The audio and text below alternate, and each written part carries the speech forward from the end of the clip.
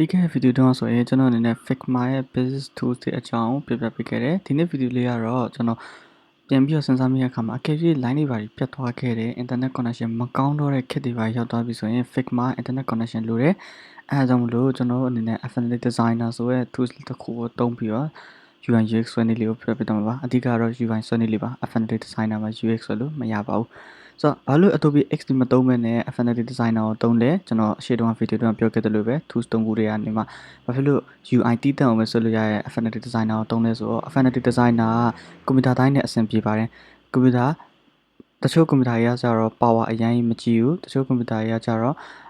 Affinity Adobe XD ကိုမနိုင်တာမျိုးရှိတတ်တယ်အထူးသဖြင့် project ကြီးလာရင်ကြီးလာတယ်လို့ phantom ကြီးလာတာတွေပူလာတာတွေတခါတလေကျရင်ထွက်သွားတာအဲ့လိုမျိုးလေးဖြစ်တတ်ပါတယ်အဲဒါကြောင့်မလို့ကျွန်တော်အနေနဲ့ကွန်ပျူတာတိုင်းနဲ့အဆင်ပြေနိုင်တဲ့ tools လေးဖြစ်တဲ့ Affinity designer ကိုရွေးပြီးတော့ပြပေးတာပါဆိုတော့ကျွန်တော် Affinity designer ကိုကြည့်မယ်ဆိုရင်အရင်ဆုံးသူ့ရဲ့ website တွေကိုတွားကြည့်ပါမယ်ဆိုတော့ကျွန်တော်တို့ Safari တို့မဟုတ် Chrome ကနေပြီးတော့ Affinity design လို့ရိုက်ထည့်လိုက်မယ် Affinity design လို့ရိုက်ထည့်လိုက်ကြဆိုရင်အဲ့ဘေးနားအပြောင် logo နဲ့ဟာလေးပါဆိုတော့ website တွေကိုဝင်မယ်ဝင်ပြီးတော့လည်းကျွန်တော်တို့အခုတွေ့ပါလိုက်မယ် Affinity product တွေတဲ့ Affinity designer တွေကိုဝင်မယ်ဝင်ပြီးတော့ဆိုရင်ဒီမှာကျွန်တော်တို့ website ရှိရဲ့အဲ့ဒီ website ကို Affinity designer ဆိုဆွဲမယ်ဆိုရတဲ့ဒီ section လေးကိုအဓိကပြချင်တာပါသူ Affinity designer က design နှစ်ခုသုံးလို့ရတယ် vector နဲ့ raster နှစ်ခုသုံးလို့ရတယ်ဒီမှာဆိုရင် vector နဲ့ raster ကွဲတာကိုပြပြပေးထားတယ်အခုကျွန်တော် vector only လို့ရိုက်လိုက်တယ်ဆိုရင်တခြားကြည့်မယ်ဆိုရင်ဘေးနားပုံကပို့ပြီးရှင်းသွားတယ်ဒီတိတ်တိတ်မဖြစ်ဘူး color shadow တွေပါရောလှုပ်ထားပေမဲ့တိတ်ပြီးတော့ဒီတိတ်မဖြစ်ပါဘူး okay အကယ်၍ vector နဲ့ raster ဆိုတဲ့ဟာလေးကိုနှိပ်လိုက်မယ်ဆိုရင်ကျွန်တော်တို့လှီဆိုရင်လည်းလှီပေးနာမှာအရေးလေးတွေအဆက်ဆက်လေးနဲ့ဖြစ်သွားတယ်ပို့ပြီးတော့ detail ဖြစ်သွားတယ်ပုံကပို့ပြီးတော့ nature ပို့ပြီးဆန်လာပါတယ်ဆိုတော့ vector နဲ့ raster ကဒီလိုမျိုးလေးလည်နေလေးကွဲတည်းရဲ့အဲ့ဒါအပြင်ကိုကွဲတာလေးလည်းရှိပါသေးတယ်ဆိုတော့ vector နဲ့ raster မှာအခုကျွန်တော်ပြောပြနေရတော့ UI UX design ဖြစ်တဲ့အတွက်ကို UI UX က vector ကိုသုံးလို့ raster ကိုသုံးလို့ဆိုရင် vector ကိုသုံးပါတယ်ဆိုတော့ vector နဲ့ raster တီးတန့်ကွဲတဲ့ video လေးကိုကျွန်တော်မနက်ဖြန်ကျရင်ပြောပြမယ်ဘယ်နေရာမှာ vector သုံးတယ်ဘယ်နေရာမှာ raster သုံးလဲဆိုတော့လည်းရှင်းပြပေးပါမယ်ဆိုတော့ပြီးတော့ကျတော့ဒီ Affinity designer ကကျတော့ vector raster ကိုသုံးလို့ရပါတယ်ကျွန်တော် Adobe product ကိုသုံးမယ်ဆိုရင် Adobe Illustrator ဆိုရင် vector တီးတန့်သုံးရတယ် Adobe Photoshop ဆိုရင် raster တီးတန့်သုံးလို့ရပါတယ်ဒါပေမဲ့နှစ်ခုကိုရောပြီးတော့သုံးလို့ရတာမရှိသေးပါဘူးဒီ Affinity designer တော့ရပါတယ်အားလေးကတော့သူရဲ့အတချက်ပါ UI UX ဆိုမှဆိုရင်လည်း vector ကိုပဲဆွဲရပါတယ် Adobe XD Figma စတဲ့အကုန်လုံးကလည်း vector ကိုပဲသုံးထားတာဖြစ်ပါတယ် Okay Affinity designer ရဲ့ software လို့သုံးဖို့ဆိုရင်သူကပုံမှန်ပြဆိုရင် paid version ပါဆိုတော့ကျွန်တော်တို့ craft version တော့မယ် Adobe နဲ့ဆိုင်တာကျတော့ paid version က Adobe ဆိုရင်ကျွန်တော် subscription နဲ့တွားတယ်တစ်လောက်$$18$20လောက်ထိတွားပါတယ် Affinity designer တော့ one time payment $45 $49အဲ့လောက်ဝင်ကျင်ပေးလိုက်တဲ့နေ့တစ်လုံးသုံးလို့ရပါပြီဒါပေမဲ့လောလောဆယ်ကျွန်တော် craft version နဲ့တွားမယ်ဆိုရင်ကျွန်တော်အခုပြထားတဲ့အတိုင်းပဲ Affinity designer craft windows လို့ပြီးရိုက်ထည့်လိုက်တာနဲ့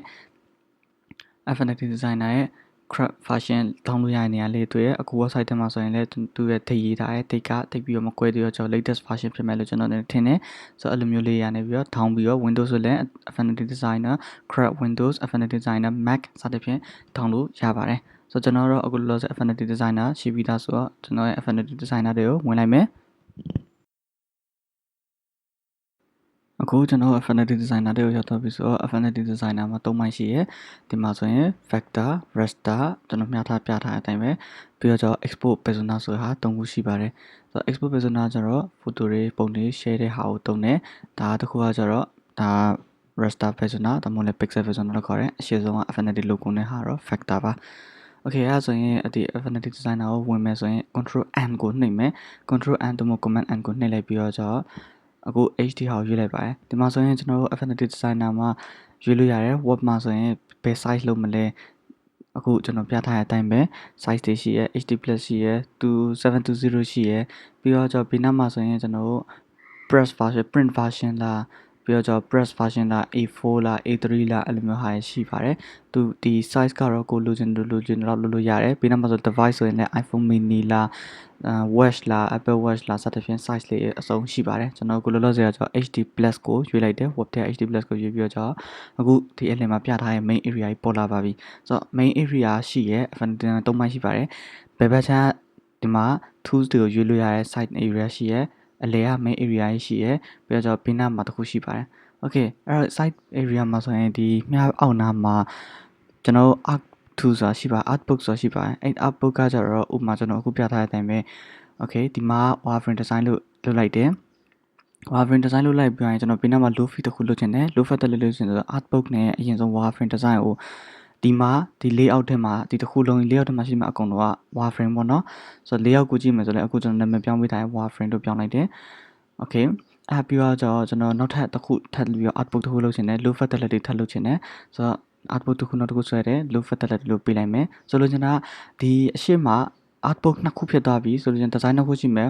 wireframe design ရှိမယ် low fidelity design ရှိမယ်အဲ့အောက်မှာမှကြိုက်တယ်လို့အရှိကြီးရယ်ဆွဲလို့ရပါတယ်အဲ့လိုမျိုးဟာကိုပြောပါအဲ့တော့ output ကလည်းဒီ UI UX ဆွဲမယ်ဆိုရင်အရေးကြီးအပိုင်းတွေမှာပါပါတယ် okay အဲ့ပြီးတော့ကျွန်တော် output ကိုအဲ့လိုမျိုးလေးနေရာမှာတုံးတယ်ပြီးတော့နောက်ထပ်အရေးကြီးတဲ့ဟာတော့အောက်က3ပိုင်းပါ Figma ထဲမှာလည်းပြောခဲ့တယ်လို့ပဲဒီမှာလည်း basic tools လေးရှိရဲအဲ့ဒါဘာလဲဆို rectangle ရဲ့ eclipse ရဲ့နောက်တစ်ခုကcorner tools ရဲ့ပါ okay အဲ့တော့Affinity Figma တော့လို့ပဲကျွန်တော် wireframe design လေးတွေကိုရှင်းလေးပြောမယ်ရှင်းလေးဆွဲမယ်ဆိုရင်အရင်ဆုံး rectangle ကို tools ကိုယူမယ် M key ကိုနှိပ်မယ်ပါးစပ်နှစ်ခုပိတ်တဲ့ M key ကိုချိန်ပြီးတော့အခုကျွန်တော်ပေါ်ဆုံးကနေ nav bar လေးဆွဲလိုက်တယ်ဆွဲပြီးတော့လည်းနောက်အဲ့ M key နဲ့ပဲကျွန်တော်တို့ body area ရဲ့ side area လေးကိုဆွဲပြထားပါတယ်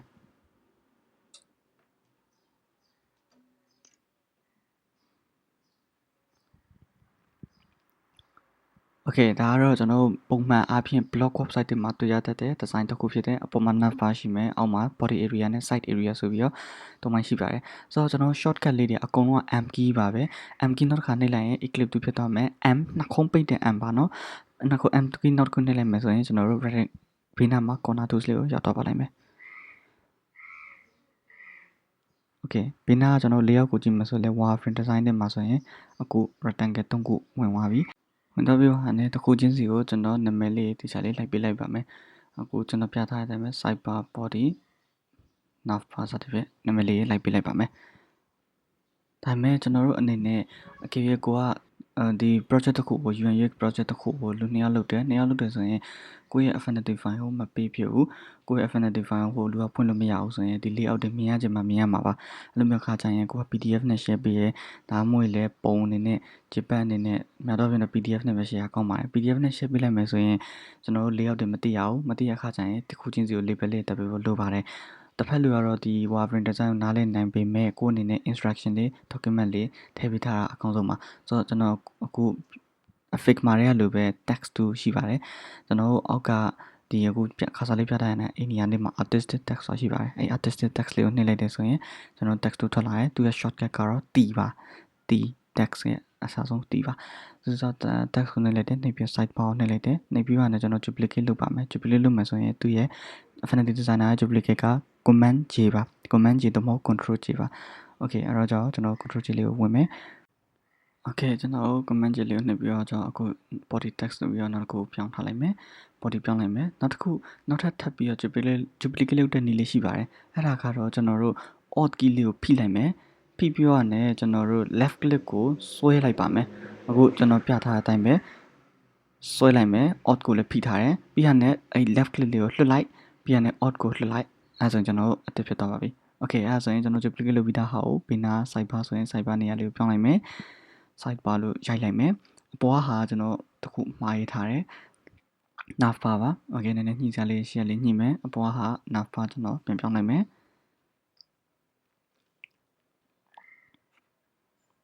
okay အဲ့ဆိုရင်ကျွန်တော် wireframe design လေးပြီးသွားပါပြီအခြေခံမှာလိုအပ်တဲ့ wireframe design လေးပြီးသွားပြီဒီဟာကတော့ကျွန်တော် blog website တွေမှာတွေ့နေကြပုံစံလေးတစ်ခုဖြစ်ပါတယ် Figma တော့လည်းဒီလိုမျိုးပုံစံလေးနဲ့ပဲကျွန်တော် wireframe design ချပေးခဲ့ပါတယ် okay အဲ့ဆိုရင်နောက်နေ့ဗီဒီယိုမှာဆိုရင်ကျွန်တော်အနေနဲ့ဒီ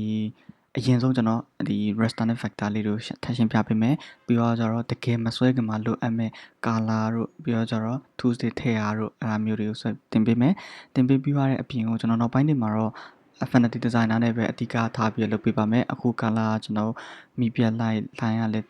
line တခြားနဲ့နောက်ပိုင်းတွေမှာ line နှိပ်ရတယ် line တွေဘာမှမကောင်းတော့ရအဲ့လိုမျိုးအခါဖြစ်တဲ့အခါကျရင်ကိုယ်အနေနဲ့ဘာဖြစ်ဖြစ်ကိုယ့်ရဲ့ live progress လေးကို offline နေလေတိုးတက်အောင်လုပ်နိုင်အောင်အတွက်ကိုဒီ tools လေးကိုဆက်ပြီးတော့ဒီ tools နဲ့ပဲကျွန်တော်အနေနဲ့ဆက်ပြီးတော့သင်ပေးတော့ပါမယ်